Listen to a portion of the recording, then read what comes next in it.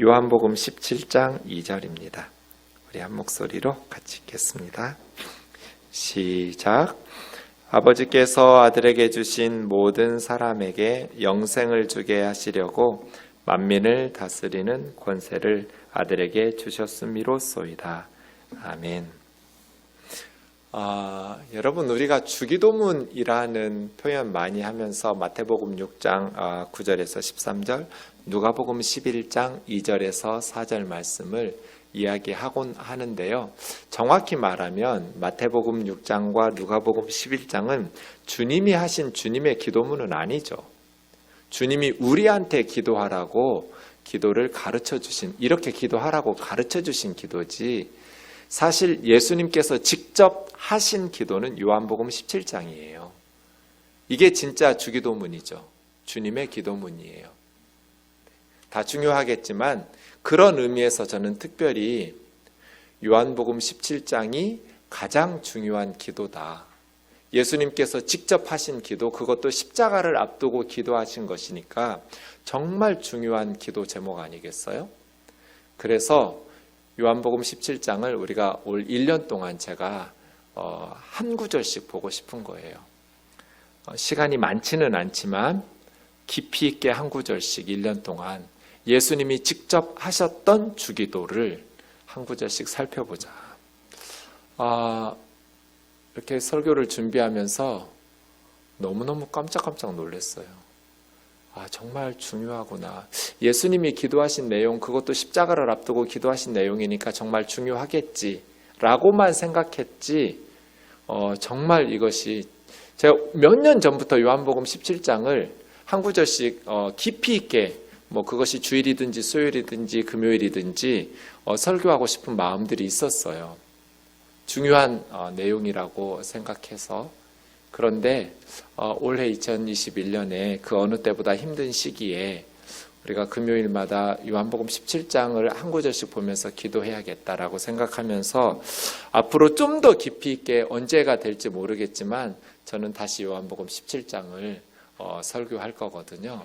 그런데 올해는 예비적으로, 그리고 시간이 많지 않으니까 금요일 밤에는 그렇게 가볍게 간단 그렇게 깊이 있게 살필 시간적 여유는 없으니까요. 요한복음 17장을 여러분 주목하면서, 모든 성경이 다 하나님 말씀이고 다 중요하지만 특별히 주님이 하신 이 기도가 우리 신앙생활에 매우 중요하다라는 것을 기억하면서 말씀 묵상하시면 좋을 것 같아요. 지난 시간에 말씀드린 것처럼 1절에서 5절은 예수님 자신을 위해서, 6절에서 19절은 제자들을 위해서, 또 20절에서 26절은 제자들을 통해서 장차 믿게 될 성도들, 교회를 위해서입니다. 지난 시간에 우리는 첫 번째 기도문을 보았습니다. 1절. 예수님에게 있어서 가장 큰 관심사, 첫 번째 기도 제목은 하나님의 영광이었다. 아버지의 영광을 위해서라면 예수님은 십자가를 기꺼이 짊어지실 각오하고, 그러니까 예수님이 가장 관심 있게 여기면서 사셨던 것이 하나님 아버지의 영광이었거든요. 그 아버지의 영광과 아들 예수 그리스도의 영광은 같이 연결되어 있는데요. 네, 우리의 가장 큰 관심사는 뭔가? 우리 삶과 신앙의 가장 큰 관심사가 우리 자신이기 때문에 망가지는 거예요.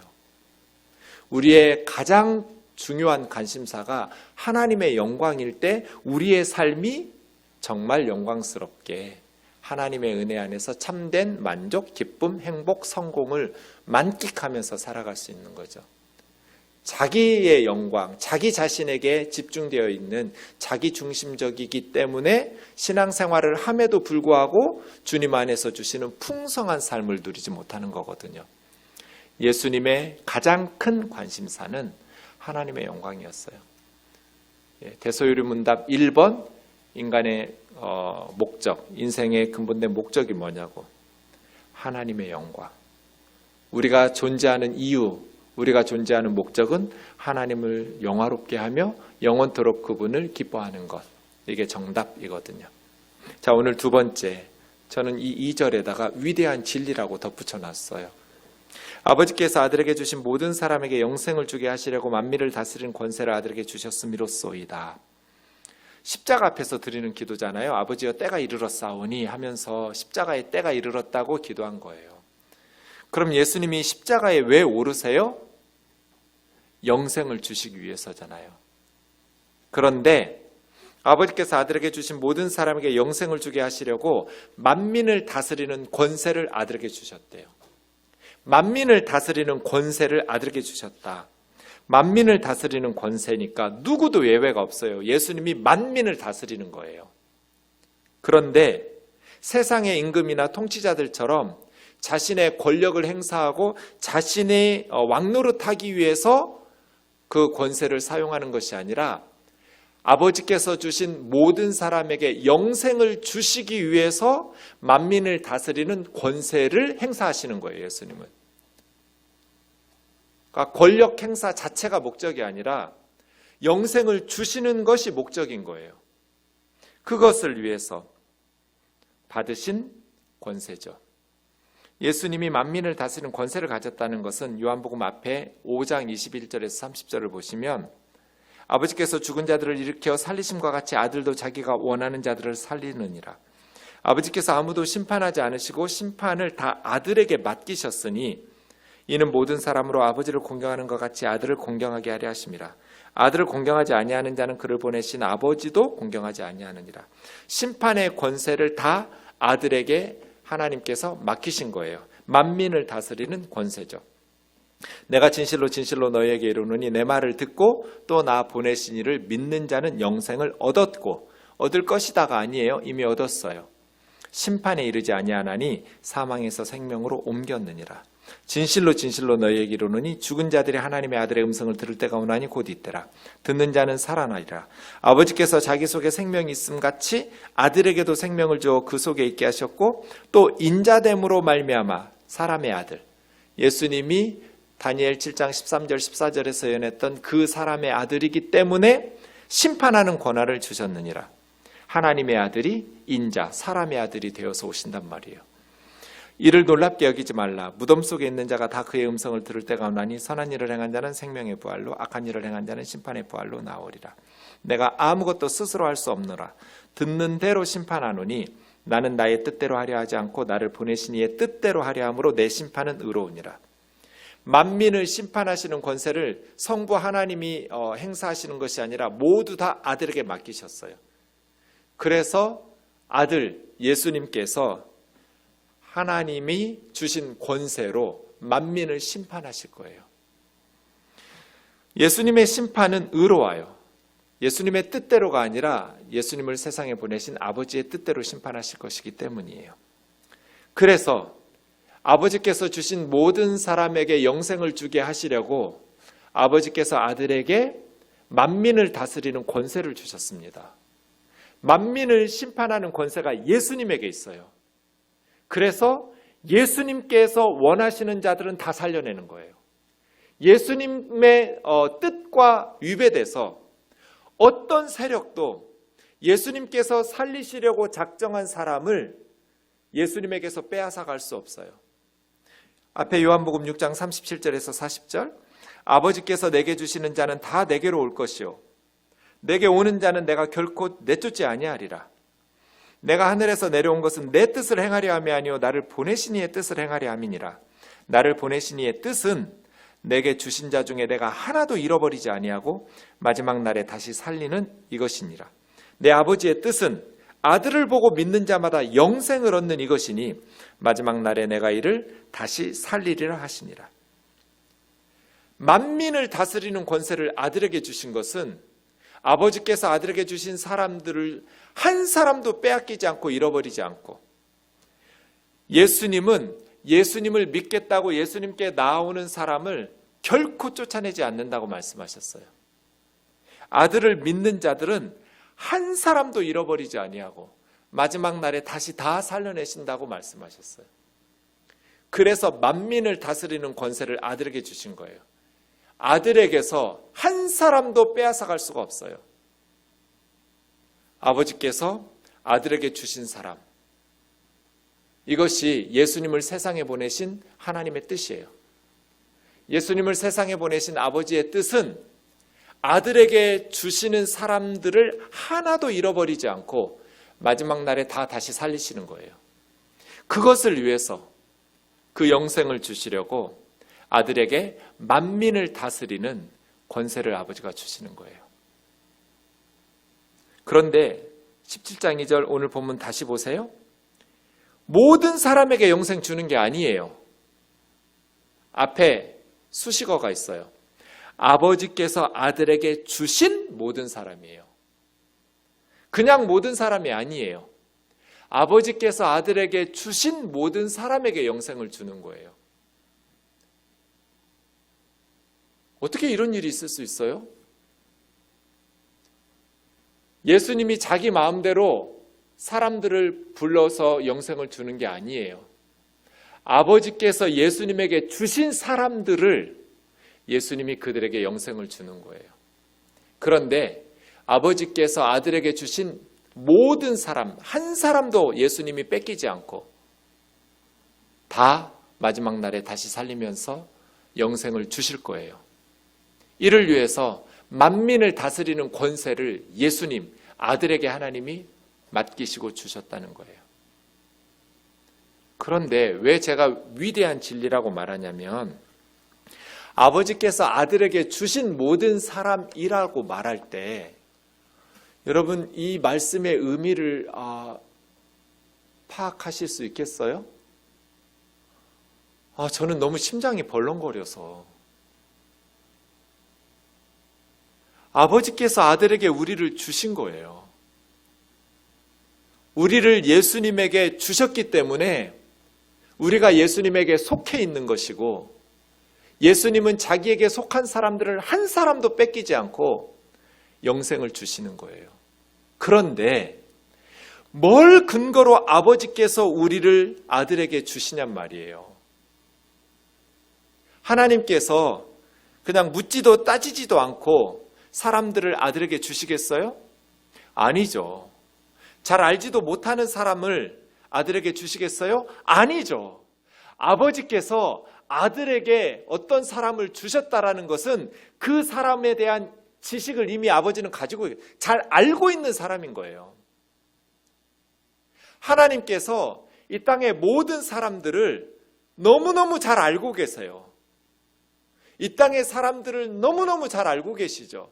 그 하나님께서 우리를 아시기 때문에 하나님께서 우리에게 주신 자유의지를 인간들이 어떻게 사용할 줄도 하나님은 미리 아세요. 우리가 어떻게 하나님에 대한 태도를 취할지를 하나님은 미리 알고 계셨어요. 하나님이 아시기 때문에 제대로 알지도 못하는 사람들을 그냥 기분에 따라서 예수님에게 줬다 안 줬다 천국에 보냈다 지옥에 보냈다 하시는 분이 아니에요. 하나님은 아주 신중하신 분이에요. 하나님 일하시는 거 보세요. 하나님께서 역사하시는 거 보세요. 하나님께서 때가 되었사오니 이 말은 계획하신 일이 계획한 시간이 되어서 실행하신다는 거잖아요. 유대인들이 갑자기 예수님을 십자가에 몰아넣은 게 아니에요. 하나님의 구원 사역은 즉흥적으로 일어난 사건이 아니에요. 우발적 사건도 아니에요.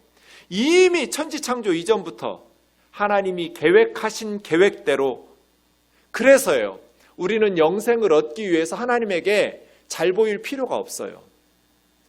세상 사람들은 하나님에게 감동을 주고 신에게 설득을 해서 자신의 선행이나 자신의 종교적 행위로 신을 설득해서 구원 받으려고 노력하잖아요. 기독교는 달라요. 구원을 받기 위해서 신을 설득할 필요가 없는 종교예요, 우리는. 왜냐하면 하나님께서 구원을 계획하셨기 때문이에요. 하나님께서 세상 사람들에게 구원 주시기를 기뻐하시기 때문이에요. 하나님은 세상 모든 사람이 영생을 받기를 원하시는 분이에요. 그럼에도 불구하고 하나님은 모든 사람이 구원받기를 원하시는, 그래서 그의 아들 예수 그리스도를 십자가에 내어주시기까지 사람들을 소중히 여기시고 사랑하심에도 불구하고 인간들이 그 사랑의 하나님에 대해서 무관심하고 교만해서 자신의 영적 무지를 부끄러운 줄 모르고 교만 떨다가 그렇게 사랑이 많은 하나님에게 버림받아서 지옥 가는 건 정말 힘든 일이거든요. 하나님은 엄청나게 사랑이 많으신 분이니까. 그럼에도 불구하고 인간들의 무지와 영적인 교만 때문에 하나님을 거역하고 하나님의 가슴을 난도질하는 거예요. 그렇게 오래도록 기다리고 참고 동구 밖에서 탕자가 돌아오기를 기다리시는 아버지와 같은 하나님을 끝끝내 무시하고 돌아오지 않는 거예요. 그걸 하나님께서 미리 아신 거예요. 하나님께서 아셨기 때문에 우리가 어떻게 믿을지 아는 거예요. 어떻게 사는지 아시는 거예요. 언제 아셨을까요? 갈라디아서 1장 15절, 내 어머니의 태로부터 나를 택정하시고 그 은혜로 나를 부르셨다고 바울이 말해요. 어머니 태 속에 있을 때 바울을 하나님은 아셨어요. 에베소서 1장 4, 5절, 창세전에 그리스도 안에서 우리를 택하사 하나님이 우리를 하나님의 백성으로 선택해서 아들에게 주셨다라는 것은 우리를 알고 계셨다라는 것을 의미해요. 하나님이 우리를 알지도 못하시는데 그의 아들에게 영생 주라고 주시지 않을 거잖아요. 그러니까 하나님께서 우리를 언제부터 알고 계셨어요? 어머니 태에서부터 우리를 알고 계셨고 천지창조 이전부터 우리를 알고 계셨기 때문이에요. 하나님께서 그 사람을 아시기 때문에 아들에게 주신 거거든요. 그래서 17장 2절은 아버지께서 주신 모든 사람이에요. 아버지께서 주신 모든 사람에게 영생을 주게 하시려고 아들에게 만민을 다스리는 권세를 주셨습니다. 엄청난 진리 아니에요? 세상에 이런 일이, 그런 프로그램 있죠. 이거야말로 세상에 이런 일이에요. 하나님께서 예수 그리스도를 세상에 보내셔서 인류를 구원하실 계획을 세우실 때 그 하나님의 구원 계획 속에 우리들이 다 포함되어 있었던 거예요. 천지 창조 이전부터 하나님 우리를 아셨어요. 우리가 어머니 모태에서 만들어지기 전부터 우리를 알고 계셨어요. 그리고 우리가 어떻게 살 줄 알고 계셨어요. 하나님을 믿을 줄 알고 계셨고 하나님 사랑할 줄 알고 계셨고 우리 죄를 회개할 줄 알고 계셨고 우리를 아시는 하나님께서 우리를 택하셔서 그의 아들에게 주신 거예요. 아버지께서 맡기신 사람들을 예수님은 한 사람도 거절하지 않고 한 사람도 잃어버리지 않고 다 영생을 주시기로 작정하신 거예요. 그래서 하나님께서 예수 그리스도를 세상에 보내셔서 인류 구원하실 계획을 세우실 때부터 그 계획, 구원 계획 속에 우리가 포함되어 있었다. 하나님은 이미 우리를 알고 계셨고 아들에게 우리를 보내시기로 작정하셨다. 우리는 만민을 다스릴 권세를 받으신 분에게 속해 있어서 누구도 우리를 그분에게서 빼앗을 수 없다. 그러니 우리는 두려워할 게 없어요. 로마서 8장 읽고 맞춰요. 누가 능히 하나님께서 택하신 자들을 고발하리요. 의롭다고 하신 이는 하나님이시니. 누가 정죄하리요. 우리를 의롭다고 하신 분은 하나님이에요. 이미 우리가 엄마 뱃속에서 만들어지기 전부터, 창세 전부터 우리를 알고 계셨던 하나님께서 우리를 그의 아들에게 부탁하시고 맡기셨어요. 하나님께서 맡기신 우리들에게 영생을 주시려고 예수님은 기꺼이 십자가에 오르셨어요. 그리고 우리들을 한 사람도 빼앗기지 않으시려고 만민을 다스리는 권세를 지금도 우리 예수님은 행사하고 계셔요. 의롭다고 하신 분, 예수 그리스도를 믿을 때, 예수님 믿겠다고 나아올 때 의롭다고 하신 분이 하나님이신데 누가 죄인이라고 정죄할 수 있어요? 죽으실 뿐 아니라 다시 살아나신 이는 그리스도 예수시니 그는 하나님 우편에 계신 자요 우리를 위하여 간구하시는 자요. 예수님이 지금도 하나님 우편에서 만물을 다스리시고 만민을 지배하고 통치하고 계시는데, 그리고 우리를 위해서 중보기도 하고 계시는데 누가 우리를 그리스도의 사랑에서 끊으리요? 환난이나 곤고나 박해나 기근이나 적신은 알몸이에요. 헐벗음, 위험이나 칼이랴. 기록된 바 우리가 하루 종일 주님을 위해서 죽임을 당하게 되고 도살당할 양같이 여김을 받았다 함처럼 그렇게 박해를 받고 초대교회 무시무시한 박해 가운데 있지만 이 모든 일에 우리를 사랑하시는 이로 말미암아 우리가 넉넉히 이기느니라. 내가 확신하노니 사망도 생명도 천사들도 권세자들도 현재일도 장래일도 능력도 높음도 깊음도 다른 어떤 피조물도 우리를 우리 주 예수 그리스도 안에 있는 하나님의 사랑에서 끊을 수 없으리라. 우리를 태초부터 알고 계셨고 우리를 알고 계신 하나님께서 예수 그리스도의 구원 계획 속에 우리를 포함시켜서 예수님에게 맡기셨으니 이것을 성도의 견인 교리라고 그래요. 견인이라는 것은 끝까지 지키신다는 거예요. 우리를 아시고 예수 그리스도 안에서 하나님의 자녀로 부르신 주님이 끝까지 우리를 지키실 것이다. 누가 능히 우리를 예수님의 손에서 빼앗을 수 있어요? 그리스도 안에 있는 하나님의 사랑에서 누가 우리를 끊어놓을 수 있어요? 없어요. 두려워할 필요가 없고 걱정할 필요가 없어요. 이것이 오늘 주님의 기도죠.